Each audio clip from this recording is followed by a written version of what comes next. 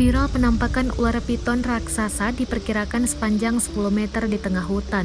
Dalam video yang terekam terlihat hewan malang tersebut diangkat oleh alat berat ekskavator hingga seluruh badannya terangkat dari tanah. Belum diketahui pasti lokasi penemuan ular piton raksasa tersebut. Hingga saat ini, Tribun Tengah menelusuri lokasi keberadaan video tersebut. Video ini juga menuai berbagai komentar dari warganet, tak terkecuali dari para artis tanah air. Sebelumnya pada akhir Agustus 2021 lalu juga beredar dan viral di media sosial sebuah video yang menunjukkan penampakan ular piton dengan ukuran yang cukup besar. Ular tersebut muncul di wilayah Desa Mekarsari, Kecamatan Kintat, Kabupaten Tanah Laut, Kalimantan Selatan. Dikutip dari tribuntanahLaut.com, video itu diambil oleh seorang pemancing dari Sungai Danau, Kecamatan Satui, Kabupaten Tanah Bumbu. Video itu diperkirakan diambil 14 hari lalu menggunakan sebuah ponsel.